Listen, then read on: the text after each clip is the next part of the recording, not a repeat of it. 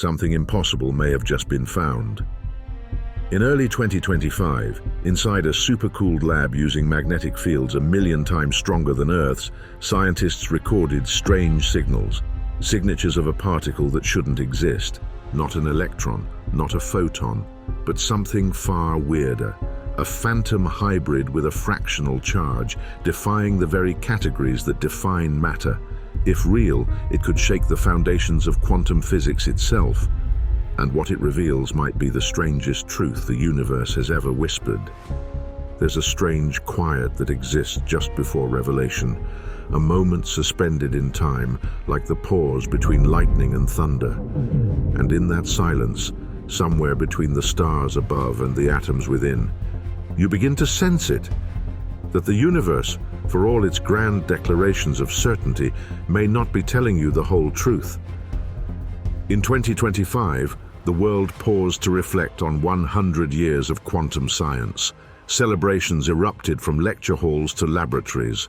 Commemorations echoed across international research institutions. It had been a century since physicists first cracked open the veil of the subatomic world. A century of uncertainty, probability, entanglement, and paradox. But beneath all the ceremonies and commemorative lectures, something else was stirring. A quiet discovery, not shouted from rooftops but whispered from the edge of comprehension. It didn't make the front page. Not yet. But for those who listened carefully, it felt seismic. A new kind of particle had been found. Not a quark, not a photon, not an electron, but something stranger, something more fractional. They're calling them fractional excitons. And they don't fit easily into the categories we've built around quantum theory. They're not just another piece in the puzzle. We may be looking at an entirely new puzzle altogether. So what are they? Why do they matter?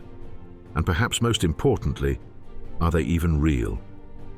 The strange story of fractional excitons begins not in deep space, but on Earth, inside a laboratory at Brown University. Early in 2025, a team led by physicist Jia Li published an experimental breakthrough that seemed at first almost unbelievable. Within a sheet of graphene no thicker than a human hair, exposed to magnetic fields millions of times stronger than Earth's, they observed something the laws of physics hadn't fully prepared us for.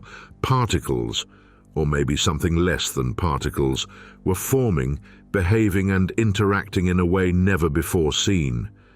It was as if, for a fleeting moment, reality had cracked open, and something fractional had slipped through. To understand how strange this is, imagine you're looking through a microscope, not into a cell, but into a universe. Inside, you'd see particles, protons, neutrons, electrons, names we all learned in school.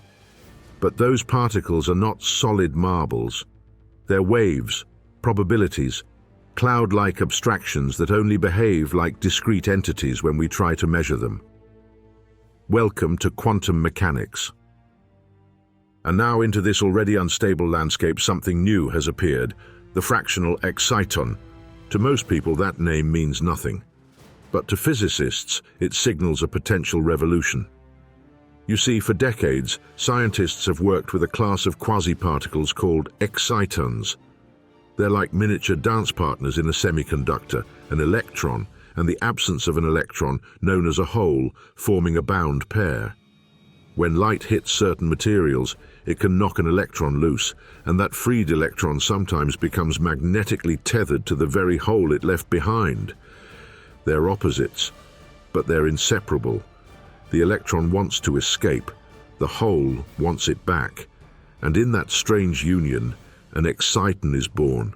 Excitons power the digital world. They drive our LED screens and solar panels.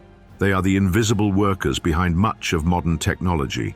But even in their usefulness, they've remained quiet, modest, obedient to the quantum rules that govern particles and waves. Until now, because now we're not just talking about excitons, we're talking about fractional excitons. Quasi-particles that seem to split apart the traditional idea of what an exciton is supposed to be. In this new state of matter, created under extreme quantum conditions, The excitons don't carry full electrical charges. They carry fractions, like 1/3 or 2/5, as if the fabric of reality had decided that whole numbers were simply too restrictive. And the implications of that are massive. You see, nature is supposed to behave a certain way. Matter, at its core, is built from particles that obey specific statistical rules. Fermions, like electrons, can't occupy the same quantum state. Bosons, like photons, can. These two camps have long governed everything from chemistry to astrophysics. But in rare and exotic conditions, like those used in Brown University's lab, something else can emerge, a new kind of particle, one that follows neither fermionic nor bosonic rules. These strange in-between entities are called anyons, and they don't just break the rules, they make up entirely new ones. Fractional excitons may be anyons in disguise. And if that's true, then we're not just looking at a new particle, we're looking at a new form of quantum behavior, a new chapter in the book of matter itself. But let's not get ahead of ourselves. The truth is, the deeper we go into the quantum realm, the blurrier everything becomes. You may ask, is this real? But what do you mean by real? Is it something you can touch? Is it something that can touch you? Or is it something you can measure, even if it never existed until you looked? This is the strange paradox at the heart of quantum mechanics. The act of observation changes the outcome. Reality, if that word still holds meaning, becomes participatory. The universe is not a cold machine ticking along without us. It's more like a mirror, and the more closely we look, the more uncertain the reflection becomes. And now into that reflection steps something new, a particle that behaves like a ghost, there but not quite, measurable but only in fractions, real but not real in the way we once thought. The fractional exciton doesn't simply stretch our models, it may require us to tear them up and start again. So what comes next? To answer that, we must peel back the layers, one by one. What exactly is an exciton? Where do fractional charges come from? How did researchers discover this phenomenon, and what does it mean for the future of science, technology, and the very nature of existence? This is not a story about particle physics. It's a story about the limits of human understanding, about how far we've come, and how far we still have to go. About what happens when we stare into the quantum realm long enough, and something new stares back. The quantum curtain has risen, and the show is just beginning. Imagine you're standing in a ballroom, an empty, silent hall stretching endlessly in all directions. Suddenly, a spark of light enters. It brushes past one of the dancers, an electron, knocking it out of place. But this isn't chaos.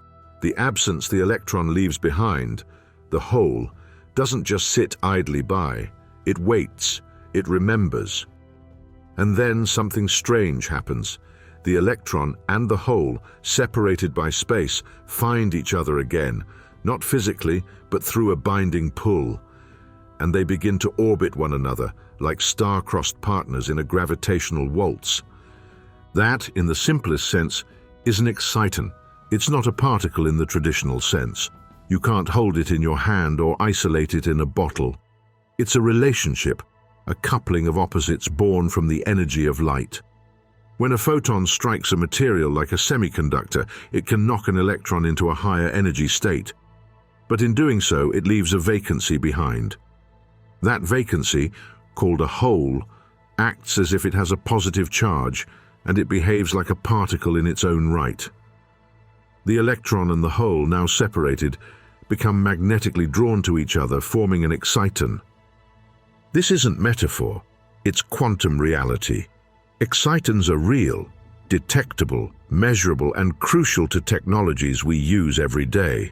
In fact, you've probably relied on excitons more than you realize. Every time you power up a smartphone, glance at a flat-screen TV, or flip on an LED light, excitons are doing the heavy lifting. In solar cells, they carry the energy from photons into electrical current. In displays, they help produce the light and color you see on screen. They're not exotic curiosities, they're workhorses of modern electronics. And yet, until recently we assumed we understood them. We thought they were tame, predictable, harmless, just another neat little quantum trick.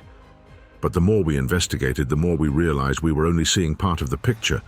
The exciton was not as simple as it seemed, and in that simplicity hid something far stranger than we had imagined. You see, excitons obey a set of rules, just like all quantum entities. And for the most part, we've treated them as bosons, a category of particles that don't mind sharing space with others like them. Bosons are the socialites of the quantum world. They gather together. They form superfluids. They power lasers. They're predictable, cooperative, and mathematically elegant. Excitons, bound pairs of electrons and holes, were supposed to follow this bosonic behavior. They didn't have electric charge, and they could, in theory, overlap and form condensed quantum states, much like photons in a laser.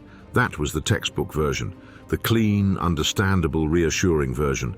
But nature doesn't always follow textbooks, because as we dug deeper into materials like bilayer graphene, ultra-thin lattices of carbon atoms with remarkable electrical properties, something didn't add up.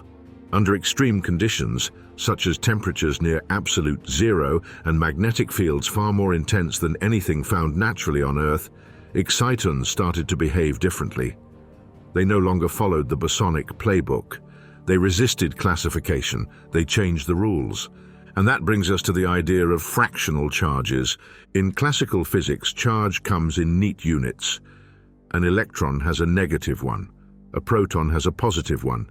It's binary, clean. But in the quantum world, under certain extreme conditions, something astonishing happens. Charges can divide. An entity can appear to carry a charge of 1/3 or 2/5 or some other seemingly impossible fraction. These aren't sloppy measurements. These are consistent, repeatable phenomena that emerge from systems governed by the fractional quantum Hall effect, a strange state of matter where electrons no longer act alone, but as part of a collective dance governed by invisible rhythms. In these states, excitons appear to split apart from the inside. They no longer behave like simple electron-hole pairs. Instead, they seem to fracture into smaller, fractional components, each carrying a sliver of the original properties, but bound together in mysterious new ways. It's as though the universe whispered, "One is too simple, try fractions." This idea isn't entirely new. We've seen fractional charges before, most famously in experiments with two-dimensional electron gases trapped in strong magnetic fields. But those involved electrons behaving collectively in strange ways. With excitons, we're entering even weirder territory, because now it's not just individual particles splitting their identities. It's the relationships between particles, these bound electron-hole couples, fracturing at the seams. Think of an exciton like a quantum marriage, a pair that exists only in relation to each other, a dance, not a dancer. But now imagine that marriage developing cracks, moments where the identity of the pair doesn't quite line up. The charge doesn't quite add up, the statistics don't behave. And what emerges is something that's not quite an exciton, but not quite not one either. This is what Brown University's researchers began to see in early 2025. They weren't just observing familiar excitons behaving oddly. They were witnessing the emergence of something entirely new, a class of quasi-particles that couldn't be described by existing models. Excitons, yes, but with fractional identities, fractional charges, and possibly entirely new quantum statistics. And here's the kicker. These weren't theoretical constructs. These were measured phenomena, observed, tracked, anomalies that held steady through repeated experiments. The team found that under very specific filling factors, numbers that describe how many electrons occupy available quantum states, new quantum phases emerged, phases that didn't align with any previous predictions. At filling factors like 2/5 and 3/7, strange behaviors arose. The electrons and holes didn't form ordinary excitons. They formed something else, something fractional, something defiant. This discovery, subtle though it might seem, has profound implications, because it tells us that even our most familiar quantum tools, the ones that power our electronics and drive our understanding of light and matter, are still hiding secrets. That even in the well-lit corridors of physics, there are doors we haven't opened, or perhaps doors that have only just begun to appear. So what does it all mean? It means the quantum world is more complex than we dared imagine. It means particles are not just objects, they're relationships, patterns, behaviors. And those relationships can split, reconfigure, and evolve into forms we've never seen before. The exciton is no longer just a convenient explanation for what happens when light hits matter. It's a key, a portal, a fragile structure that under pressure can reveal new states of being. And if excitons can be fractional, what else can? The deeper we go, the stranger it gets. And the dance has only just begun. The year was 1982. In a low-temperature lab at the heart of the Bell Telephone Laboratories in New Jersey, something extraordinary occurred. Not with fire or explosions, but with cold and silence. A young physicist named Daniel Suey, along with Horst Sturmer and Arthur Gossard, had been working on a thin layer of electrons trapped between layers of semiconductor material. They cooled the system to just a whisper above absolute zero and applied a strong magnetic field, expecting to observe familiar behaviors. Instead, what they found would forever change our understanding of quantum matter. It was called the fractional quantum Hall effect, and it revealed something physics had never dared predict. That an electron, a particle once thought indivisible, could, under the right conditions, behave as if it carried only a fraction of its charge. This wasn't an illusion, it wasn't a measurement error, it was real. And it earned Suey, Sturmer and Laughlin the Nobel Prize in 1998. To understand just how shocking this was, consider what the Hall effect is. In its classical form, discovered in 1879, the Hall effect describes how a magnetic field applied perpendicular to a conductor with current causes a voltage to develop across the sides. It's a textbook phenomenon, predictable, useful. Engineers apply it every day. But shrink everything down to the quantum level, trap electrons in a two-dimensional layer, lower the temperature to near zero, and then crank up the magnetic field, and reality begins to disobey the rules. You enter a regime where classical behavior gives way to the bizarre, where the conductance of the material, its ability to carry electrical current, doesn't change gradually. It jumps in discrete steps, and not just whole number steps like 1, 2, 3. It jumps in fractions. The electrons seem to stop acting like individuals and begin moving in perfect synchrony, as if responding to a shared rhythm only they can hear. Imagine a crowded dance floor where hundreds of dancers are packed shoulder to shoulder. In the classical world, you'd expect chaos, collisions, randomness, but under the right beat, they start moving together, perfectly timed, each step offset just so. This is how electrons behave under the fractional quantum Hall effect, in perfect fractional harmony. But what does this have to do with excitons? Everything. Because the fractional quantum Hall effect is the stage, and fractional excitons may be the dancers. You see, in those thin quantum wells, layers of semiconductor material only a few atoms thick, scientists discovered that the electrons could form new collective states. Under extremely strong magnetic fields, the electrons begin to organize themselves into what are called composite fermions. These are not new particles, but rather quasi-particles, emergent behaviors that arise from the complex interactions between the electrons and the magnetic field. It's like watching a flock of birds and realizing that the pattern of flight is itself a kind of entity separate from the birds. These composite fermions can fill up available quantum states, just like normal electrons.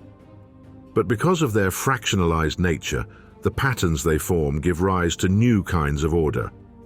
And in this landscape, new phenomena can emerge, like fractional excitons. Imagine now, instead of a simple electron and hole pair, the classic exciton, we now have a composite fermion and a missing composite fermion. A hole not in a conventional electron sea, but in this exotic fractionalized state. When these two entities find each other, they don't form a traditional exciton. They form something new, something that reflects the fractional nature of their environment. This is the setting in which researchers like Jiali and his team began to search. They weren't looking in ordinary semiconductors, but in materials that support these complex quantum Hall states, like bilayer graphene, a substance so thin it's often called two-dimensional. Within this delicate lattice of carbon atoms, cooled to nearly absolute zero and placed under a magnetic field over 1,000,000 times stronger than Earth's, the team looked for the signatures of new quantum phases, and they found them. At specific filling factors, a term used to describe how many electrons occupy the available quantum states in the system, the team observed strange behaviors. Not just in the movement of electrons, but in how the system conducted energy and responded to electric fields. These weren't the fingerprints of ordinary excitons, they were the signs of something else, bound states that didn't behave like bosons, that carried fractional charge and that arose only in this precise tuned environment. The implications were immediate and profound, because if these fractional excitons exist, and the evidence suggests they do, then it means that the fractional quantum Hall effect doesn't just produce unusual electron behaviors, it produces new classes of quasi-particles, not just individual entities but relationships, composite, fractional couples that obey their own set of rules. It's as if the quantum Hall system is a laboratory inside the laboratory, a quantum petri dish. And under the right conditions, new life forms emerge, not of biology but of pure information and energy. Now here's where it gets even stranger. In this environment, the particles don't move in straight lines. They follow curved paths shaped by the magnetic field and the structure of the quantum states. Their interactions are not simple repulsions and attractions, but topological, meaning they depend on the entire shape of the system. Twist the structure even slightly, and the entire behavior changes. It's as though you've altered not just the landscape, but the very rules of space within it. And from this warped space comes the fractional exciton. It may sound like science fiction, but this is real, peer-reviewed physics, published in journals like Nature, confirmed by data, and slowly beginning to be accepted by the wider physics community as something fundamentally new. What makes all of this so captivating is not just the exotic nature of the particles involved, but what they reveal. The fractional quantum Hall effect is a kind of Rosetta Stone, a translation layer between classical ideas of matter and the weirder, deeper world underneath. A world where particles don't behave like billiard balls but like whirlpools. A world where identities blur and the lines between this and that begin to dissolve. In that world, the exciton, our once humble light-driven electron-hole pair, becomes a kind of messenger, a signal that something deeper is going on, something stranger, something fractional. And if we can understand it, we may begin to unlock not only new quantum materials, but a new framework for what matter even is. So the next time you hear the phrase quantum Hall effect, know that it's more than just a laboratory curiosity. It's a doorway. And through that doorway, fractional excitons are stepping into view. It's early January 2025. The world is just waking up to the start of a new year, but in a quiet laboratory at Brown University, something extraordinary has already taken place. There are no fireworks, no breaking news banners, no viral tweets, just a preprint. A paper uploaded to Nature. It's titled Dry and Clinical, Excitons in the Fractional Quantum Hall Effect.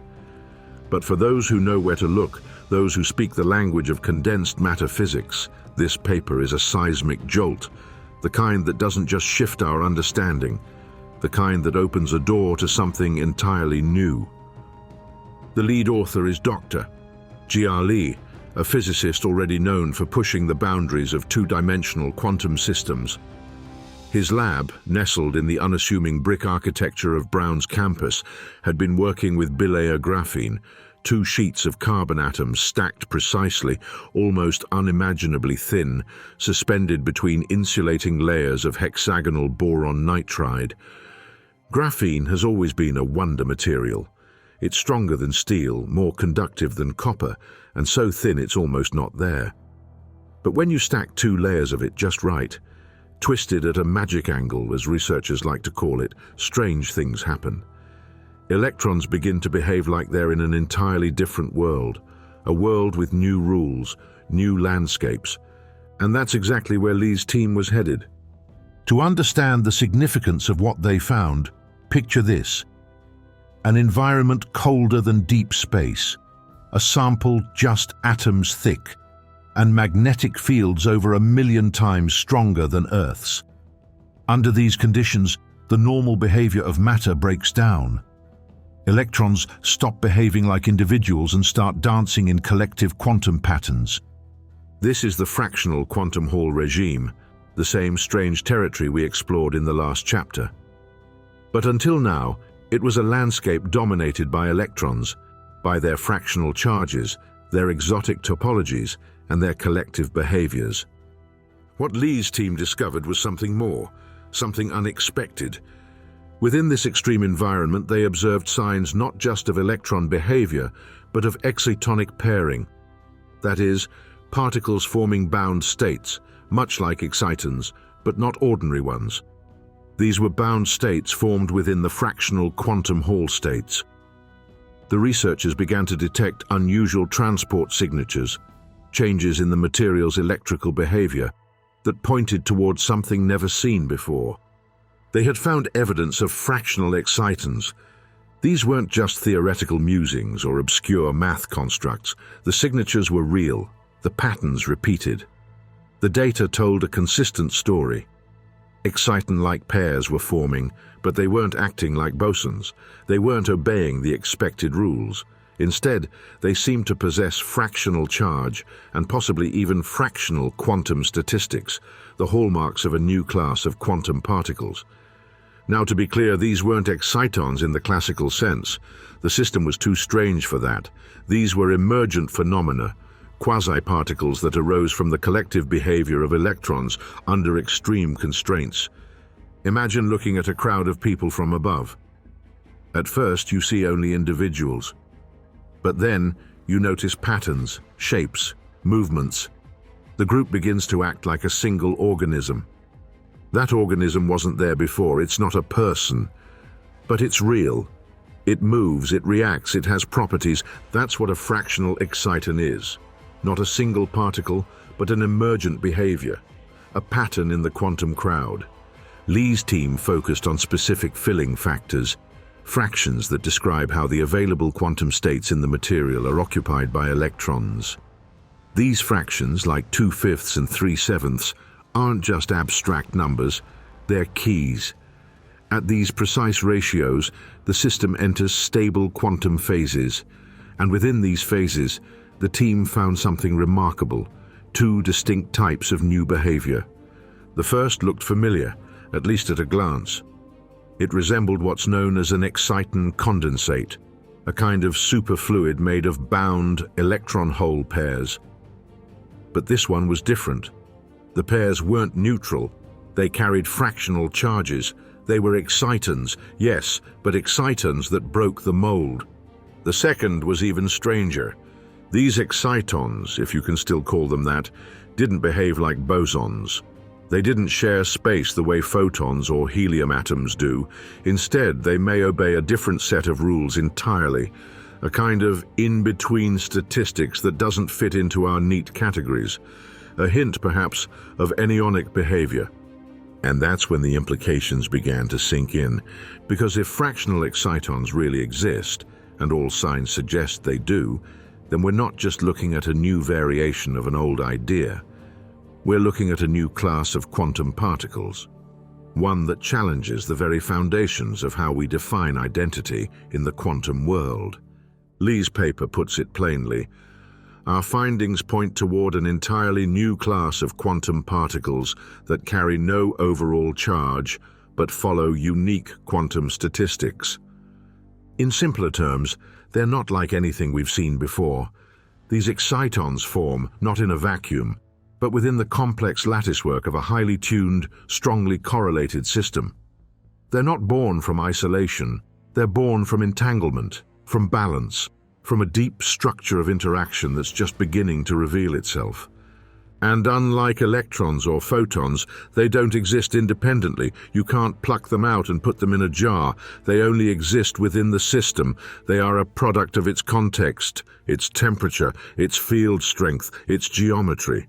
They are real, but only under very specific conditions. Remove those, and they vanish, not because they're illusions, but because they're emergent. They arise when the universe lines up just right. It's like seeing a rainbow. The light is real, the water droplets are real, but the rainbow, that's a product of the interaction. It only exists from a certain angle, in a certain light. And yet no one denies the reality of a rainbow. In the same way, fractional excitons may force us to rethink what we mean by real. Are particles only real if they exist independently? Or can they be real because of how they behave, how they interact, how they emerge from the deeper patterns of nature?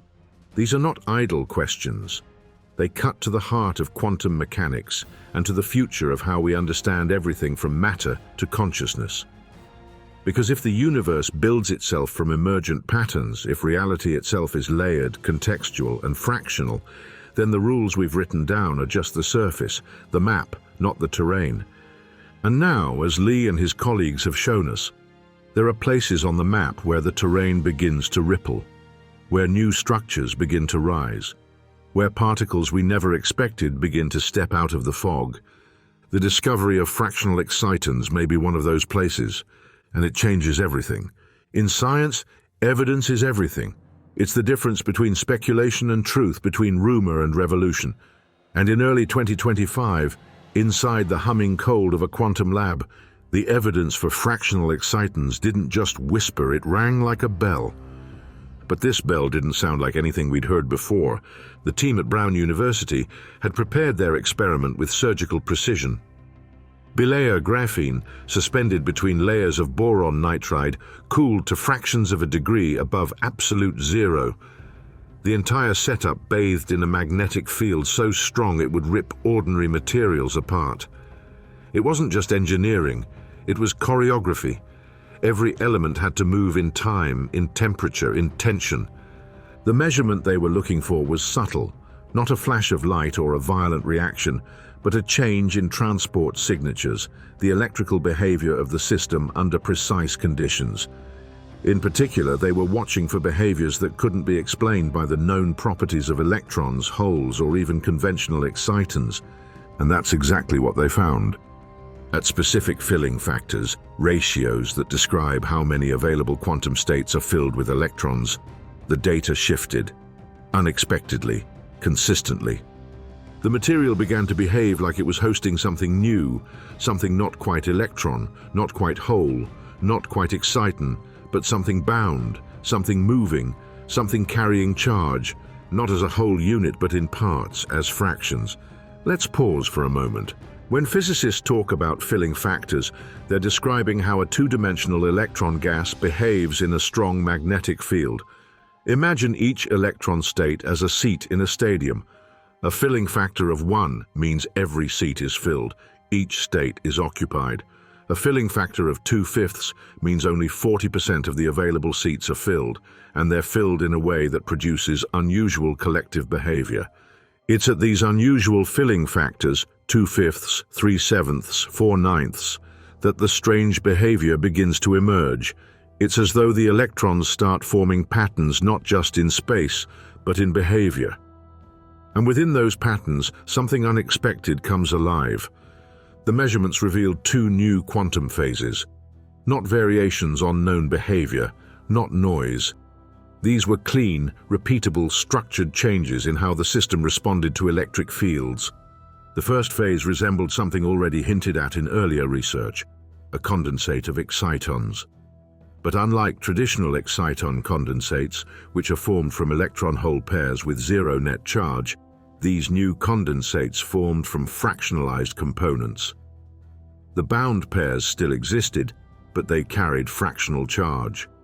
Like dancers tethered together by invisible strings, each moving not with the rhythm of a full beat, but in half steps, quarter steps, third steps. That alone would have been enough to raise eyebrows. But the second phase was stranger still. The data showed signatures that couldn't be explained by bosonic behavior, the kind expected from typical excitons. In fact, they suggested the presence of non-bosonic excitons. That is, bound pairs that didn't follow either of the two primary categories in particle statistics, not bosons and not fermions. This hints at a third category, one long theorized, rarely observed, anyons. Anyons are particles that only exist in two-dimensional systems, like those created in graphene layers.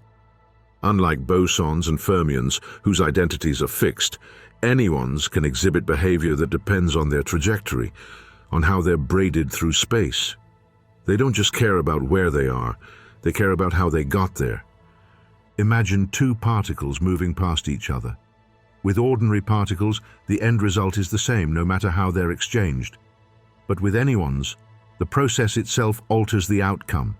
The path is the particle. Now imagine two such anyons forming a bound pair, a fractional exciton. It wouldn't behave like any particle we've ever encountered. It would carry a sliver of charge, a sliver of spin, and a full helping of quantum weirdness. And that's exactly what the data suggested. The Brown University team supported their findings with a theoretical model called the two-composite fermion system. It's a mouthful, but here's the essence.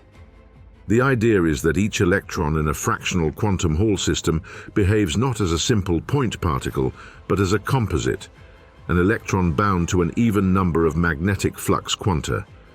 These flux quanta are essentially loops of magnetic field tied to the particle like a tethered balloon. When two of these composite fermions interact and form a bound pair, they create an entity with behavior that can't be reduced to the sum of its parts.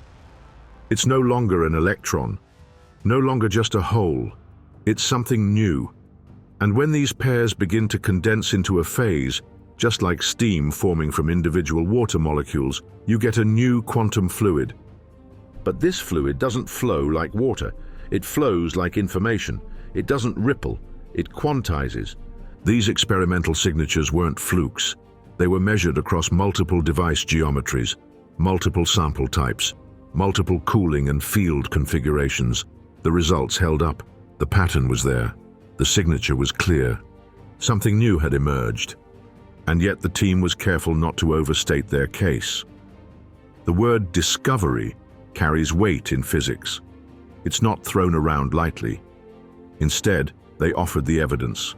Let it speak. Let the community decide. But for those paying attention, the message was unmistakable.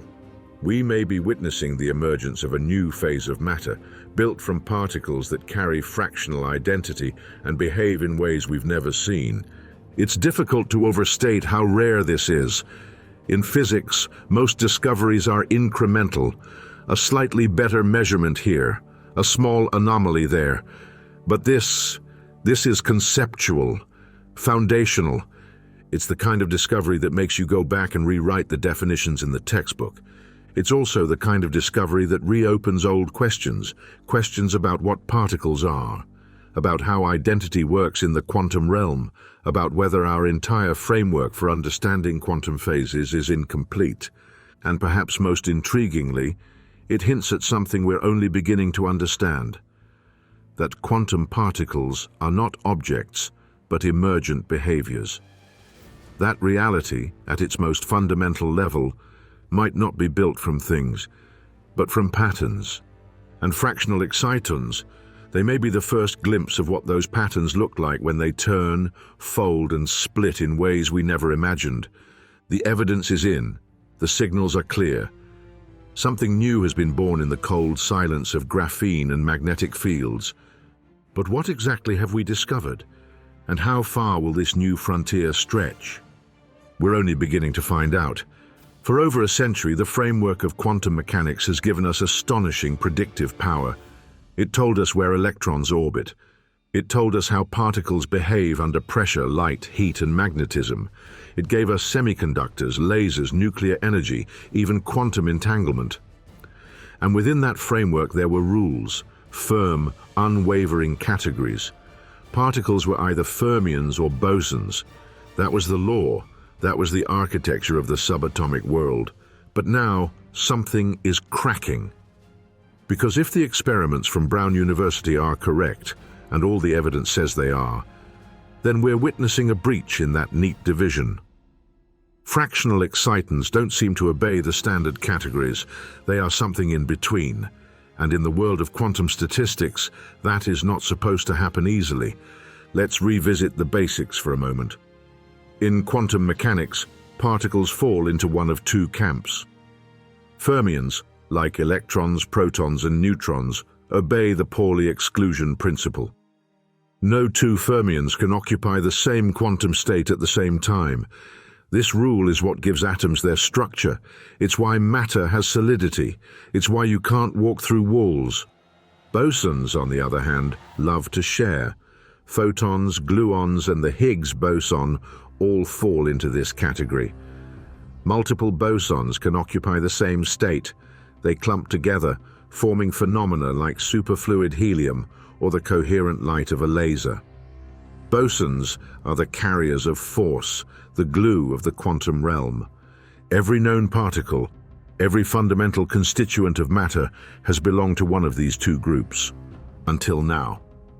Because now we're confronting evidence that fractional excitons, formed under the exotic conditions of the fractional quantum Hall regime, may not behave like either. Instead, they may follow anyonic statistics, a third category, not theoretical anymore but emergent. And this is where everything starts to shift. Anyons are creatures of the two-dimensional world. In our everyday three-dimensional space, particle statistics are fixed. There are only two ways a particle can behave when it is exchanged with another. Either the wave function describing the system flips sign, fermions, or it stays the same, bosons. But in two dimensions, something incredible becomes possible. In a two-dimensional system like the atom-thin lattice of bilayer graphene, the wave function doesn't have to simply flip or stay the same. It can pick up a phase, a kind of twist or rotation in its mathematical description. This phase isn't all or nothing, it can be any value. That's why they're called anyons. Their statistics can be anything in between. Now imagine building bound states like excitons from anyons. The resulting entity doesn't behave like a normal particle. It doesn't just move or collide. It remembers how it moved. Its identity is path-dependent. In essence, its very existence is tied to its history. This is deeply unsettling to classical thinking. In traditional physics, a particle is a particle is a particle. Its position, momentum, mass, and charge define it. It has no memory. But with anyons, and possibly with fractional excitons, that changes. The particle doesn't just exist in space, it exists in narrative, in motion, in the braided paths it takes through the quantum landscape. That's not a poetic exaggeration. That's the math, that's the physics. And that's why the discovery of fractional excitons is so disruptive, because it means that one of our most cherished assumptions, that all matter must conform to either bosonic or fermionic behavior, might be only part of the picture. We've been looking at the universe through a binary lens, but in these strange two-dimensional systems, nature isn't binary. It's fractional, fluid, story-based. Let's go back to the lab for a moment. The excitons that Lee and his team observed didn't behave like neat bosons.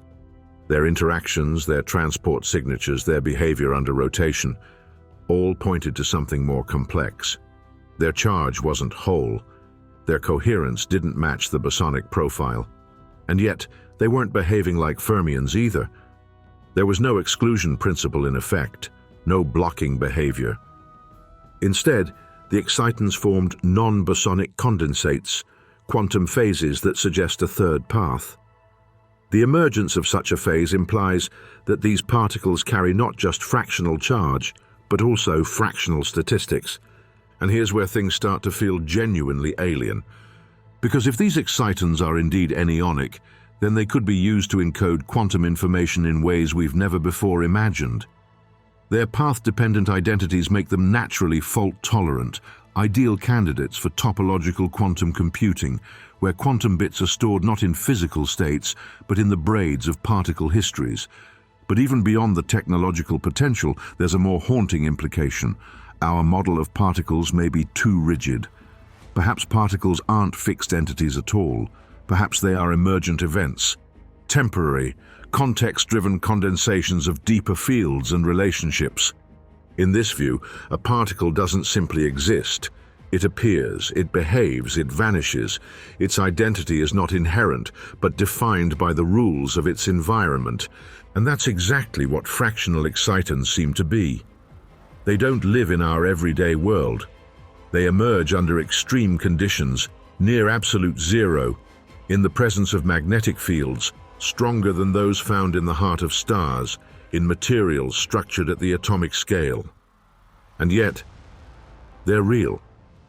That paradox, that something can be emergent and real, temporary and foundational, is a concept we've struggled with before. Think of sound waves. They don't exist without air, but they are still very real. Think of rainbows, think of hurricanes. These are not objects, they are phenomena. And yet, we name them, we track them, we fear them, we trust them. Fractional excitons may be the rainbows of quantum matter, real not because they are eternal, but because they are consistent, repeatable, predictive, and because they offer a glimpse of deeper processes we've barely begun to understand. In the quantum world, classification is everything. But these new findings suggest our classifications may be temporary, useful maps, but not the territory.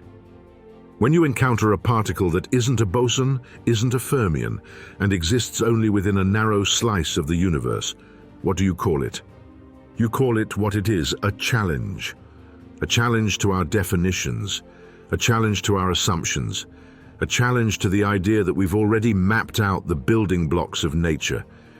Because maybe, just maybe, the blocks aren't blocks at all.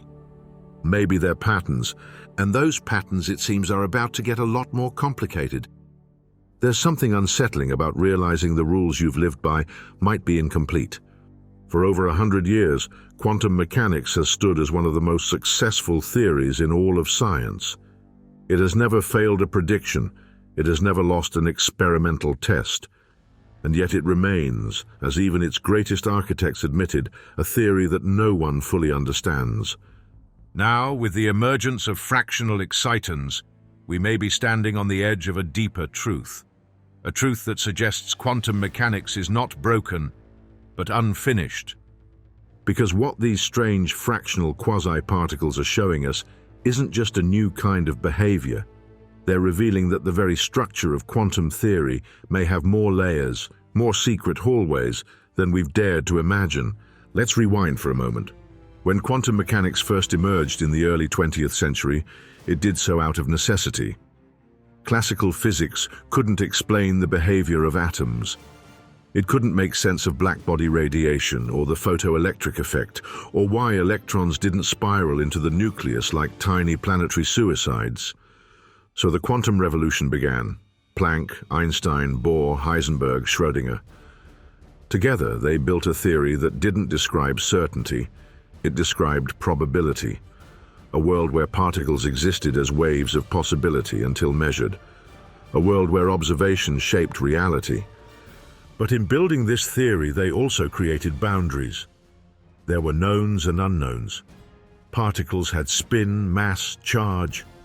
They belonged to families. They followed strict statistical rules. And for a time, it worked. It gave us lasers, semiconductors, MRI machines, GPS, the internet itself. But now, with the discovery of fractional excitons, we're glimpsing behaviors that don't quite fit. Quantum states that aren't described well by current models. Particle relationships that don't behave like any known bosons or fermions, systems that operate more like weaving patterns than point particles, and this forces a question. Is our current theory describing the whole picture? Or is it only describing the shadows on the wall? When we talk about phases of matter, we usually think of solids, liquids, gases. But in the quantum world, there are many more. Superfluids, Bose-Einstein condensates, topological insulators. These are phases not defined by temperature or density, but by how particles organize their quantum identities. And now, it seems, there's a new phase, a fractional excitonic phase, where bound states of particles form, not through simple attraction, but through collective quantum choreography, where their charge, spin, and behavior emerge from the rules of the crowd, not from any individual. It's no longer about what a particle is, it's about what the system does. This marks a profound shift, because it suggests that matter is not built from static components, but from behaviors, from relationships, from context. Think of how waves behave in the ocean. You can't isolate a wave and put it in a jar. A wave is a pattern in motion. It is defined by the water around it, the wind, the seafloor. It is a consequence of conditions. Remove those, and the wave disappears, not because it wasn't real, but because it was conditional. Fractional excitons seem to operate in the same way. They're not fundamental particles floating through space. They're behaviors, emergent states of quantum matter that exist only when the right symphony of conditions are in place. That realization changes things. It changes how we view identity at the quantum level. It changes what we mean when we say a particle exists. And it may even change how we approach the foundations of physics. Because if reality is made not of particles, but of conditional states, what else might emerge under different conditions? Are there more phases of matter waiting to be discovered? More fractional identities? More in-between behaviors that don't conform to our current definitions? The answer, if history is any guide, is yes. Physics evolves, and not always smoothly. There are periods of certainty and periods of upheaval. We've seen it before with Newton, with Einstein, with the quantum revolution itself. And each time the change has come not because someone disproved the old model, but because someone saw past it, saw deeper, asked stranger questions. That's where we are now. Fractional excitons are not here to destroy quantum mechanics. They're here to deepen it, to stretch it, to show us that even after 100 years, there are still corners of the quantum world we haven't illuminated. There are still patterns that don't quite fit. And that should excite us, because every time the model breaks, something new is born. Think about the implications for quantum field theory, which currently describes all particles as excitations of underlying fields. If fractional excitons are real, then perhaps those excitations aren't as clean as we thought. Perhaps the fields themselves can give rise to complex emergent states, conditional behaviors that only show themselves under pressure. Think about how this might influence entanglement. These fractional states are formed not from isolation, but from profound interconnectedness. The charge, the statistics, the identity, all emerge from the system. It's entanglement not just between particles, but within the fabric of behavior itself. And think about the philosophical weight of this, that reality might not be absolute, but contextual. That identity at the smallest scales is not fixed, but emergent. That the quantum world is not a universe of things, but of relationships. You are not seeing particles. You are seeing consequences. And that's where fractional excitons matter most. Not just as a new discovery, but as a lens, a way to peer deeper into a quantum world that, even after a century of study, is still full of shadows, illusions, and revelations. So where does this leave us? With a question, of course. Not what are particles made of, but what makes a particle. Not what is real, but when is it real? Because now we know the rules can bend, the categories can crack, and out of those cracks something new can emerge, something fractional, something profound. Technology is often the echo of theory.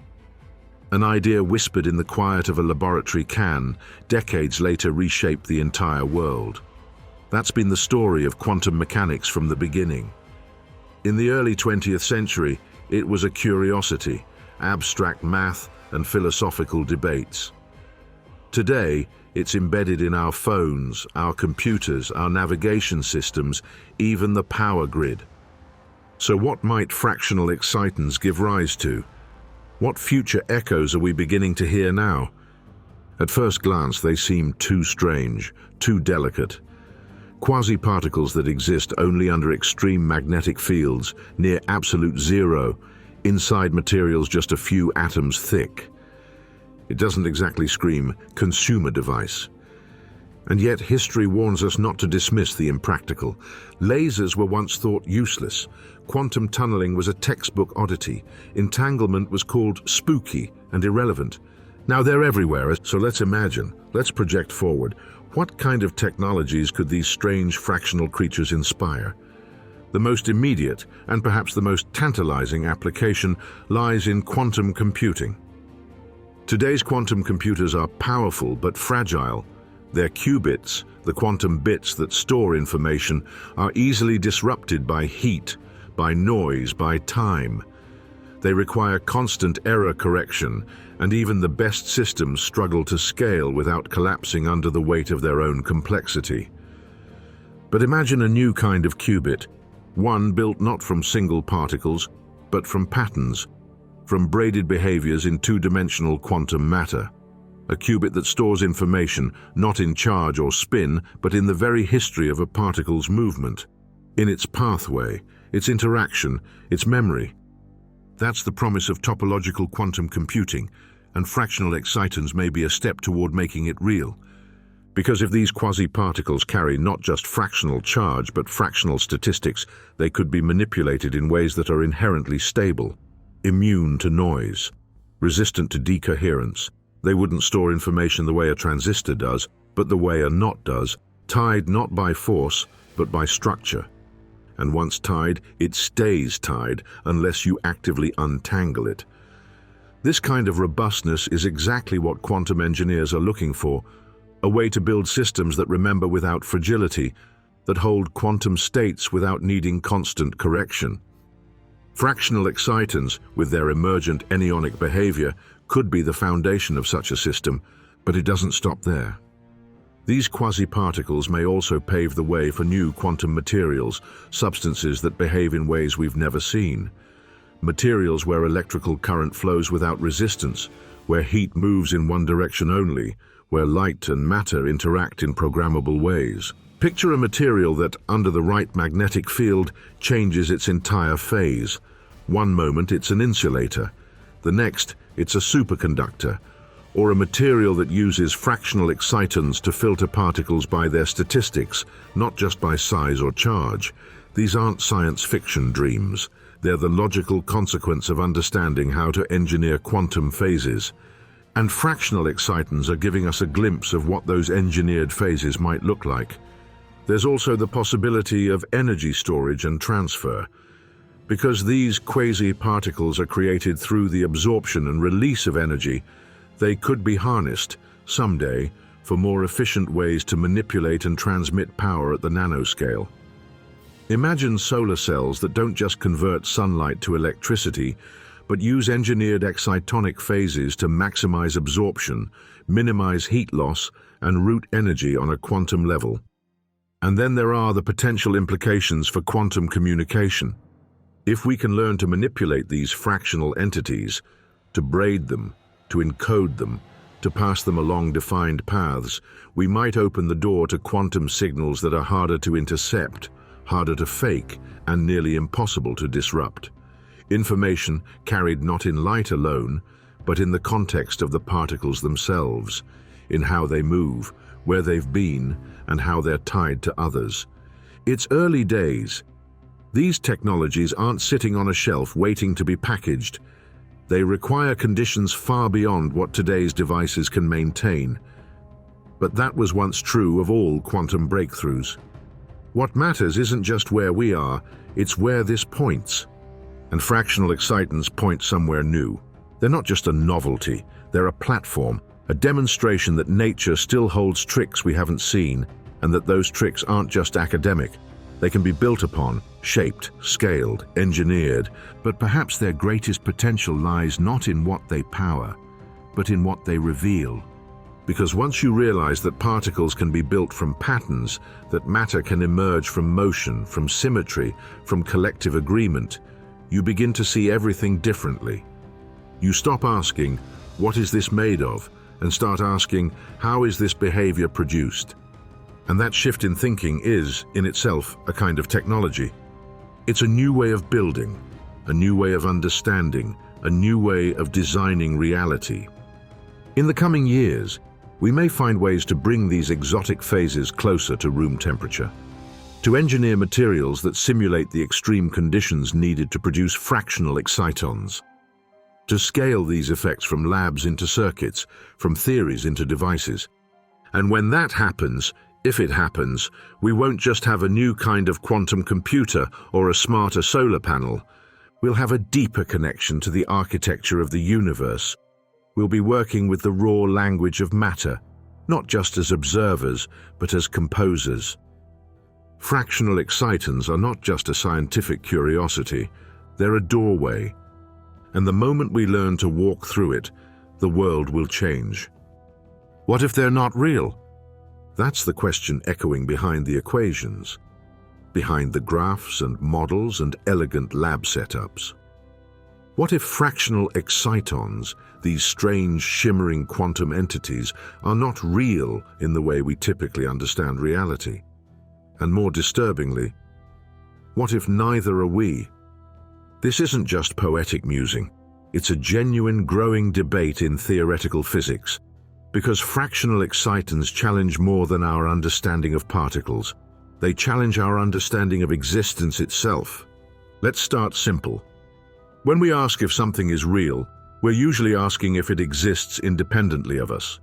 Can it be measured? Can it be touched, weighed, counted? Can it persist when no one is looking? With fractional excitons, the answer is complicated. They don't exist in isolation. They aren't particles that float around freely like billiard balls. They arise only within a very specific set of conditions, within layers of atom-thin materials, under intense magnetic fields, cooled nearly to absolute zero at precise fractional filling factors. Change the setup even slightly, and they vanish. Not like a broken machine, but like a story that stops making sense outside its own rules. So, are they real? Are rainbows real?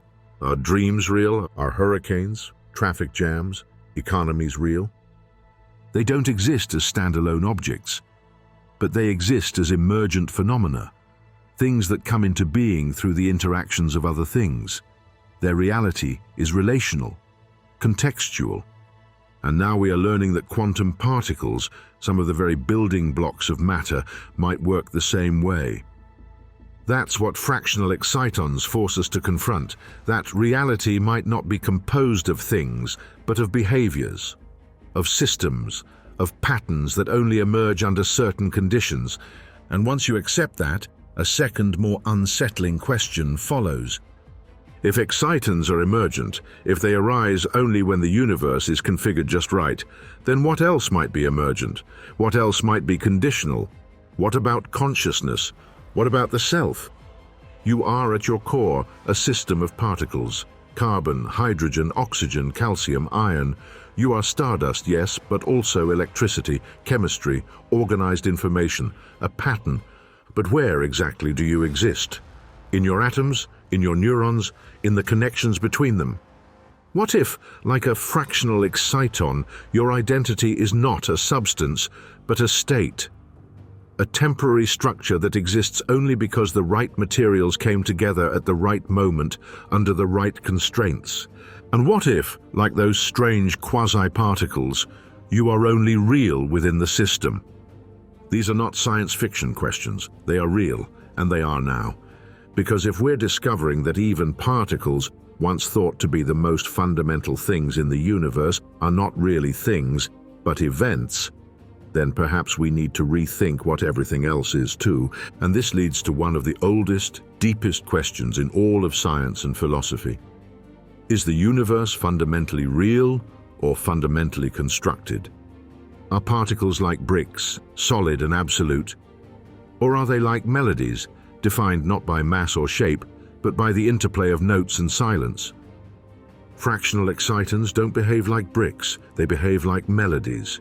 They appear, they vanish, they repeat only under the right rhythm. They are not defined by presence, but by pattern.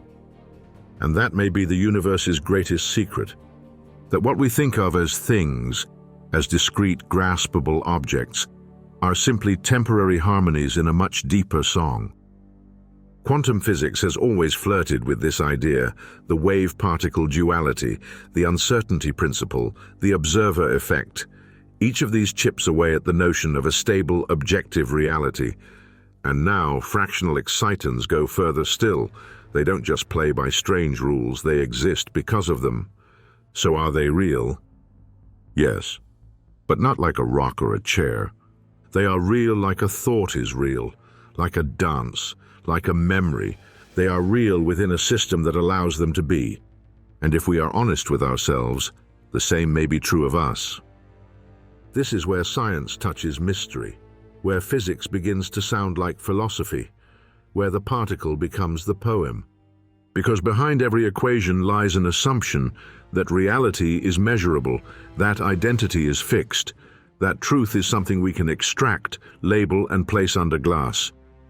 But what fractional excitons teach us is that truth may be contextual, that even in the deepest layers of the universe, certainty is conditional. This isn't a loss, it's a gain, it's freedom. Because it means the universe is more flexible than we imagined, more responsive, more creative. And if matter itself can be emergent, fractional, adaptive, then so can we. So perhaps the better question isn't, are fractional excitons real? Perhaps the better question is this: what else might be waiting to emerge? What other patterns might rise up out of the quantum fog when the conditions are just right? What other versions of reality, of self, of time, of matter might exist just beyond the magnetic field, just beyond the cold, just beyond the edge of our imagination? We live in a universe of possibilities, and today we've glimpsed one of its strangest. But it won't be the last, because the closer we look, the more we realize the universe is still under construction. Every great scientific discovery begins not with certainty, but with a question. In a modest laboratory tucked inside Brown University's Barras and Holly building, that question wasn't shouted, it was whispered. Not, what is this particle, but something more vulnerable, more honest. Could this be real? Dr. Gialli had seen strange data before. Every experimental physicist has. Sometimes it's an anomaly, sometimes it's background noise. Most often, it's just the machine speaking in its own cryptic dialect, one you eventually learn to ignore. But this time, the whisper grew louder. The signal held steady, the anomalies repeated, and slowly, impossibly, a pattern emerged. A pattern that looked like something new. Lee didn't rush to publish. That's not how this works. In condensed matter physics, especially when working with phenomena as strange as the fractional quantum Hall effect, there's a long, quiet process of elimination. You measure, you repeat, you change variables, you swap materials, you test again, every time the same thing, the signature of something that shouldn't be there. In interviews, Lee speaks softly, almost cautiously, as if still wrapping his mind around what his team had uncovered. What we observed, he said, doesn't fit cleanly into the models we had. We're seeing behaviors that suggest a new class of quantum particles. They don't carry net charge, they don't follow conventional statistics, but they're there. There's a look in his eyes that many physicists will recognize, a mixture of awe, fatigue, and that subtle flicker of doubt that never fully goes away. Because when you're this close to the unknown, nothing ever feels quite solid. The ground is always shifting. But that's the nature of the work. Lee didn't make the discovery alone. His lab was a constellation of researchers, postdocs, PhD candidates, materials scientists, engineers, people who spent months carefully preparing samples, isolating B-layer graphene structures, aligning them with hexagonal boron nitride, tuning magnetic fields, cooling the system to near 0 Kelvin. It's the kind of work that doesn't make headlines, but it's the foundation of everything. One graduate researcher, who asked not to be named, described the moment they realized something big was happening. We were seeing these transport signals that didn't match anything we expected. I remember double-checking the math 3 times in one night. I couldn't sleep. It wasn't supposed to behave that way, but it did. There's a quiet heroism in that kind of discipline, the willingness to listen to what the universe is actually saying rather than what we expect it to say. And then came the decision every scientist fears, the decision to go public. When you submit to a journal like Nature, you're not just presenting data. You're placing your work under a microscope even more powerful than the one you used in the lab. Reviewers, rivals, and skeptics will tear it apart. They'll search for error, they'll challenge your assumptions, and they should. That's how science works, but that doesn't make it any easier. Still, Lee and his team knew what they had seen. The measurements were clear, the anomalies were consistent, the signatures were repeatable. At specific filling factors, fractions like 2/5 and 3/7, the behavior shifted. Fractional excitons emerged. Quantum phases with no classical explanation appeared in the data.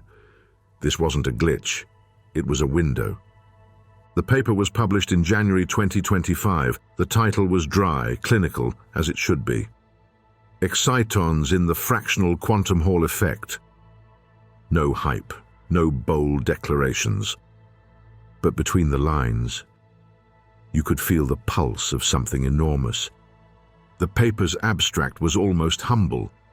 We report transport signatures of excitonic pairing in fractional quantum Hall states, suggesting the emergence of novel excitonic phases, suggesting, not declaring, because even when you're standing at the edge of something revolutionary, caution matters. Still, the community noticed, quickly. Other labs began replicating the setup. Theorists scrambled to revise models. Some pushed back, arguing for alternative interpretations. Others saw confirmation of long-standing suspicions that quantum matter still had surprises in store, that two-dimensional systems weren't just oddities, but playgrounds for physics beyond the standard categories. And throughout it all, the team at Brown stayed focused, measured, open. In follow-up presentations, Lee made it clear, we're not claiming to have discovered a fundamental particle. We're observing a new kind of bound state, one that challenges how we classify particles, one that points to something emergent and possibly something more. There's something beautiful in that humility, because real science isn't about ego. It's about surrender. Surrendering to the evidence, to the process, to the idea that the universe is under no obligation to make sense to us. And yet somehow it does. That's what every physicist is chasing. Not control, but coherence. Not dominance over nature, but alignment with it. The joy of discovering a pattern where before there was only noise. And when you talk to Lee's team, that joy becomes clear. One lab member recalled the late nights in near silence, watching the data streams unfold. You don't expect to be part of something historic. Most experiments are small pieces in a huge puzzle. But this felt different, like we'd stumbled onto a corner of the puzzle no one knew existed. Another described it more simply. It felt like the system was trying to tell us something. We just had to be quiet enough to hear it. That's what science is, at its best, a form of listening. And this time, what the universe said was strange, beautiful, fractional. So the voices from the lab are not just recounting data, they're telling a story of curiosity, precision, and courage. The courage to publish what you don't fully understand. The courage to ask better questions. Are these truly new particles, or are they patterns, phases, whispers in the field? No one knows for sure, not yet. But thanks to them, we're one step closer. Closer to the truth, closer to the frontier. How do you visualize something that isn't really there? That's the challenge with fractional excitons. They don't have edges. They don't reflect light. You can't hold them in your hand or trap them in a vacuum. They aren't particles in the classical sense, but neither are they ghosts. They're measurable, repeatable, detectable, but they are only ever visible through their influence, their signature, their footprint in the quantum landscape. So how do we bring them into focus? You start with the dance. Imagine a ballroom filled with dancers, each one spinning in perfect unison, not colliding, but swirling in invisible circles defined by the rhythm of the room. Now imagine that instead of watching the dancers themselves, you're watching the floor beneath them. You can't see their bodies, only the scuff marks they leave behind, the trails of motion, the echoes of their presence. That's how physicists see fractional excitons, not by direct observation, but by tracking how they change the behavior of the system around them, how they alter conductivity, magnetoresistance, thermal transport, like ripples on a pond with no visible stone.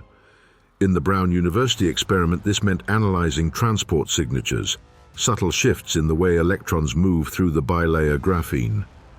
When a fractional exciton forms, it creates a disturbance, not a violent one, but a quantum tremor, a deviation in how charge and energy flow through the material. These deviations are plotted on graphs, voltage curves, resistance maps, conductance oscillations. To the untrained eye, they look like abstract art. To a trained physicist, they're the equivalent of high-resolution portraits, not of the particle itself, but of its influence, its shadow. Now imagine layering these signatures on a virtual model. A graphene sheet folded in space, bathed in a magnetic field. Every point on the sheet represents a different quantum state, defined by temperature, field strength, filling factor. You move through this model like navigating a storm cloud, and within it you find zones, pockets of strange behavior, where ordinary excitons can't exist, but something else can. These are the homes of fractional excitons, tiny neighborhoods in the quantum terrain where the laws of behavior shift, where charge doesn't move as a whole, but in pieces, where symmetry breaks, where new phases emerge. To visualize this, animation becomes essential. Picture two charges, one positive, one negative, forming an orbit. Not around each other, but around a shared center of mass. A glowing tether connects them, flexing as they spin through a field of composite particles. But suddenly the positive charge splits, not literally but fractionally, its influence dividing, its field distorting. The orbit twists, the energy flattens, the pair becomes something else. The tether now connects fractional entities, each carrying a sliver of identity. It's not magic, it's geometry, it's field dynamics. It's the deep structure of two-dimensional quantum matter responding to stress by creating new structures. We visualize this through topological mapping, ways of describing space not by distance, but by connectivity. In such a map, what matters isn't where the particles are, but how they are entangled, how their paths wrap and braid through time and space. It's not a drawing, it's choreography. And these braids can be visualized too. Imagine tracing the movement of fractional excitons through the lattice. Instead of clean circular loops, you get weaving paths, spirals that tighten, loosen, cross over themselves. Each twist encodes quantum information, not in position, but in history. This is how we see what cannot be seen. We give it shape through motion, through the systems it affects, through the math it leaves behind. Lab footage helps ground this abstraction, gloved hands preparing graphene samples under microscopes, machines cooled with liquid helium, steam rising as invisible temperatures drop below -270 degrees Celsius, magnetic coils humming with field strengths that would shatter steel, yet delicately tuned to coax out behaviors from a lattice of carbon atoms. It's a contradiction, a fusion of extreme force and extreme subtlety. The machines are massive, the particles are fragile. But that's what it takes to see something this small, this strange, this profound. And then there's the moment when the data appears. A screen lights up, a graph shifts, the curve bends just so. A silence passes through the lab as someone leans forward, not to celebrate, not yet, but to confirm, to measure, to rerun. Because seeing something once means nothing in physics, but seeing it again, and again, and again, means something new may have appeared. This is where art and science overlap. Because to see the invisible requires imagination, not fantasy, but disciplined creativity, the ability to take raw data and give it shape, to draw maps in the quantum fog, And once that shape is clear, something remarkable happens. You begin to understand not just the particle, but the conditions under which it appears, the tensions that birth it, the patterns that sustain it. You start to see fractional excitons not as elusive anomalies, but as signposts, clues that point toward deeper structures hidden in the rules of the universe. They become more than theoretical artifacts. They become real, not because we've seen them directly, but because we've watched their world take shape around them. Because sometimes the best way to see something new is to watch what it leaves behind. And in the case of fractional excitons, what they leave behind is a trail of clues. Clues written in voltages, in resistance shifts, in braided pathways and topological maps. Clues that tell a story, even if the protagonist remains hidden. So when we say we've seen fractional excitons, what we really mean is we've felt their presence. In numbers, in structure, in behavior, and in the silence between the data points, where something new begins to emerge. 100 years, that's all it's been. From Max Planck's earliest equations on blackbody radiation to the quiet hum of quantum processors running today's experiments, the entire history of quantum mechanics fits within a single human lifetime, a single century.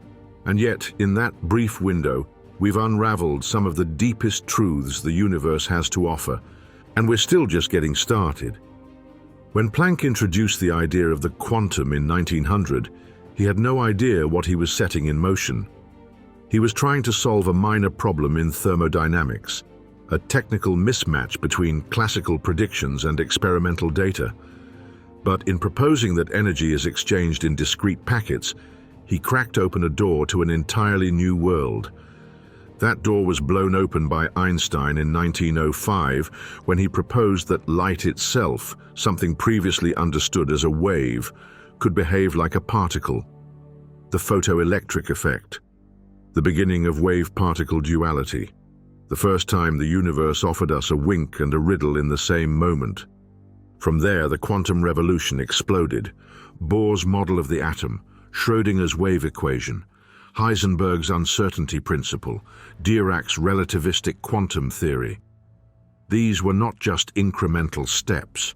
They were leaps into the unknown, each one forcing us to abandon some cherished classical certainty.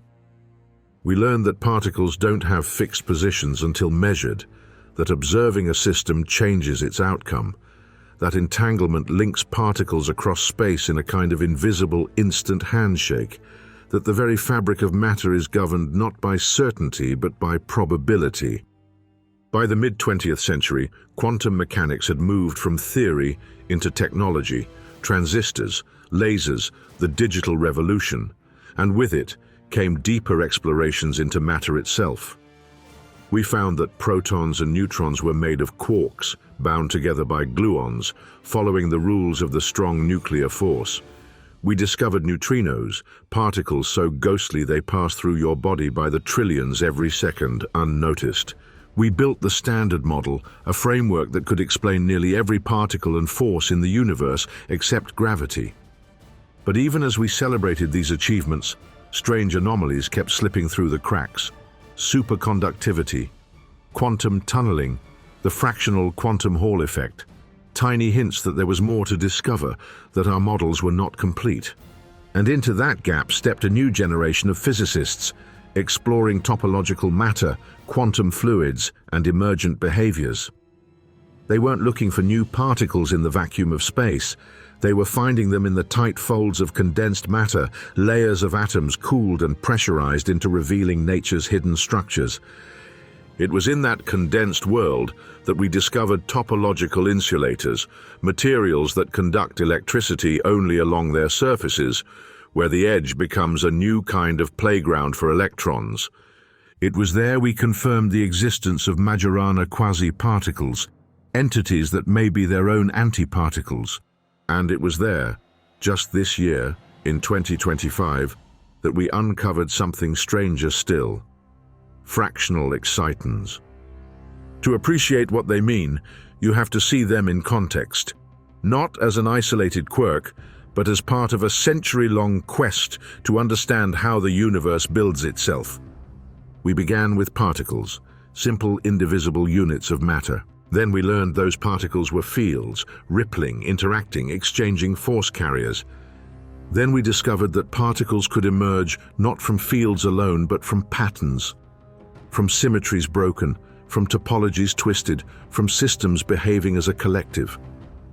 And now we're seeing that even these emergent particles can fracture, can carry fractional charge, can obey fractional statistics, can belong to quantum phases that didn't exist in any textbook just a few years ago. In 1925, we were still arguing over whether the atom was real. In 2025, we're observing the behavior of quasi-particles that emerge only in two-dimensional systems, under intense magnetic fields, at temperatures colder than deep space, and we're finding they behave like a new class of matter entirely. This is the arc of quantum progress, from certainty to subtlety.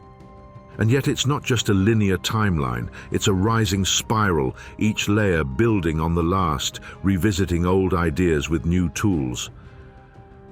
Planck's quanta gave way to Einstein's photons. Einstein's photons gave way to quantum field theory. Quantum field theory gave rise to condensed matter exploration. And now, condensed matter is giving us back something Einstein never expected: a quantum world more flexible, more fluid, more layered than he could have imagined.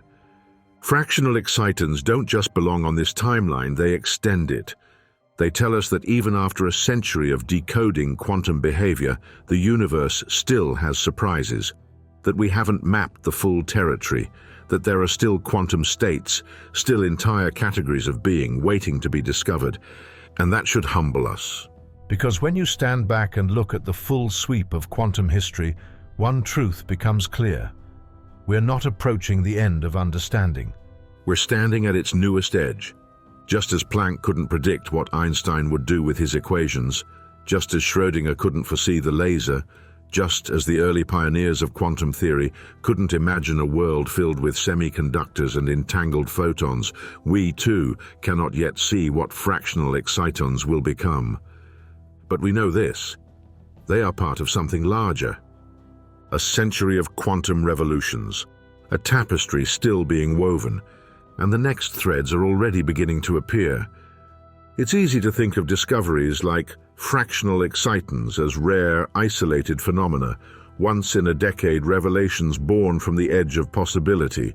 And they are rare, but they're not alone, because 2025 isn't just a year of quantum celebration, it's shaping up to be a quantum renaissance. Across the globe, in labs from California to Zurich, new breakthroughs are being announced at a pace that feels almost orchestral. Each experiment a new note in a rapidly forming symphony. And if you step back just far enough, you can hear it, the rising hum of a new understanding taking shape. Let's start with one of the most significant of these: quantum error correction. If quantum computers are the future, then error correction is the bridge we must build to reach them. And this year, two independent research teams crossed a threshold long thought unreachable. They successfully demonstrated logical qubits that can detect and correct errors faster than they accumulate. This may sound technical, and it is, but its implications are massive. Quantum systems are notoriously fragile. The tiniest disturbance, heat, vibration, electromagnetic noise, can collapse a delicate quantum state in milliseconds. This is why our most powerful quantum machines today run with only a few hundred qubits, many of them just trying to keep each other stable. But these 2025 breakthroughs showed that it's possible to create self-healing quantum systems, machines that don't just store quantum information, but defend it, dynamically and autonomously. One of the key techniques involved using topological codes, where qubits are entangled in such a way that the information is stored in the pattern, not the parts. Sound familiar? Because it should. This is the same kind of topological thinking that underlies fractional excitons, particles whose behavior is defined not by position or spin alone, but by pathways, relationships, entangled motion.